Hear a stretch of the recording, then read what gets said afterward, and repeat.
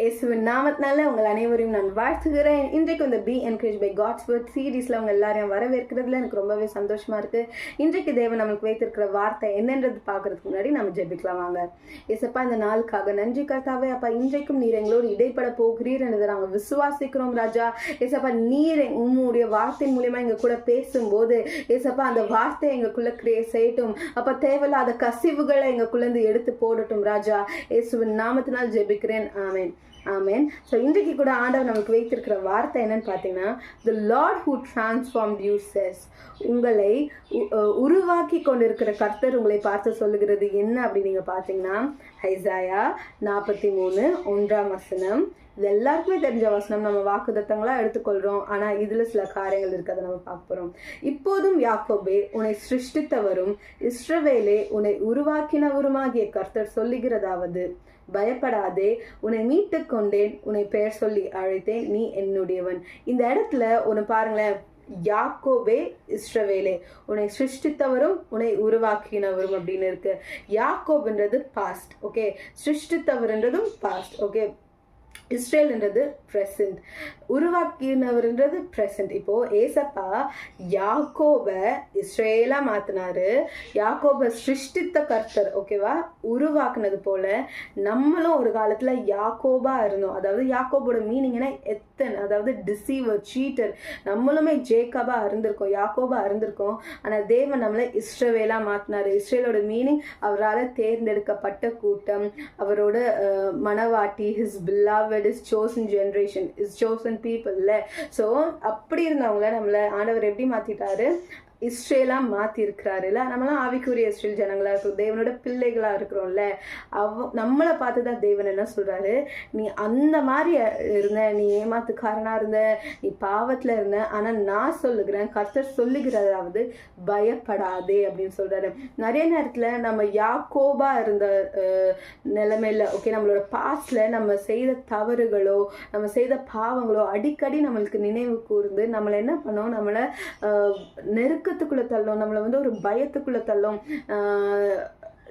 ஒரு மாதிரி ஒரு ஆங்ஸைட்டிக்குள்ள தள்ளும். ஆனால் ஏசப்பா சொல்றாரு, பயப்படாதே அப்படின்னு சொல்லிட்டு, உன்னை மீட்டு கொண்டேன், நான் உன்னை மீட்டு கொண்டுட்டேன். நீ யாக்கோபா இருந்த, ஆனால் நான் உன்னை இஸ்ரேலா மாத்திட்டேன், நான் உன்னை மீட்டு கொண்டுட்டேன், நான் தான் உன்னை சிருஷ்டித்து உன்னை உருவாக்கி இருக்கேன் அப்படின்னு சொல்றாரு.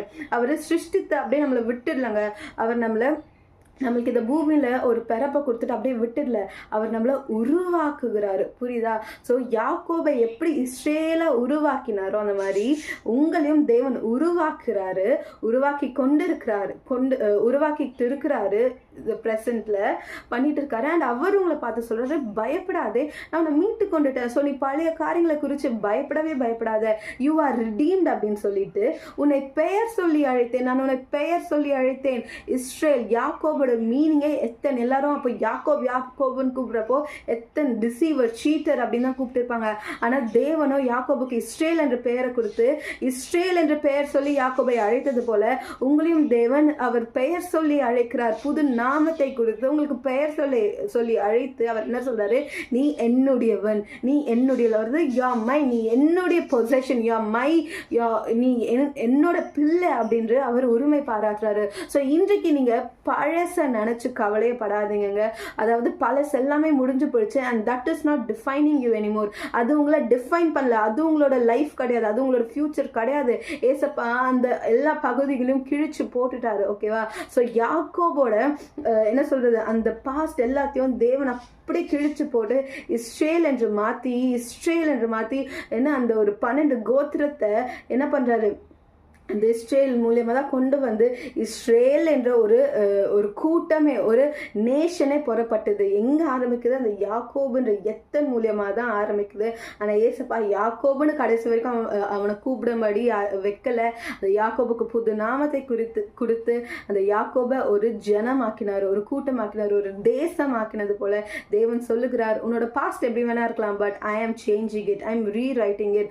ஜேக்கபை இஸ்ரேலா மாற்ற முடியலாம், உங்களை தேவன் இன்னும் அழகாக டிரான்ஸ்ஃபார்ம் பண்ண முடியும். சொல்றாரு, பயப்படாத, நான் உன்னை மீட்டு கொண்டுட்டேன், do not fear, I have redeemed you, you are mine, I have called you by name, you are மைண்ட்னு சொல்றாரு. ஸோ இன்றைக்கு எதை குறித்தோ கவலைப்படாதீங்க, தேவனிடத்தில் உங்களை ஒப்பு கொடுங்க. ஆண்டவரே, நான் இந்த மாதிரி தவறுகள் செஞ்சுட்டேன், ஆனால் நான் உம்முடைய பிள்ளையா வாழ எனக்கு உதவி செய்யுங்கன்னு நீங்கள் தேவனிடத்தில் கேட்குங்க.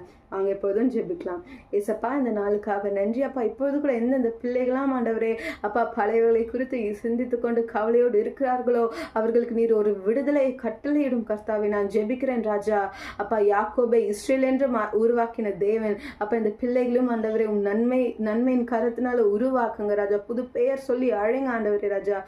Just be with them and guide them. இயேசுவின் நாமத்தினால் ஜெபிக்கிறேன். ஆமென். ஆமென். God bless you. Have a great day.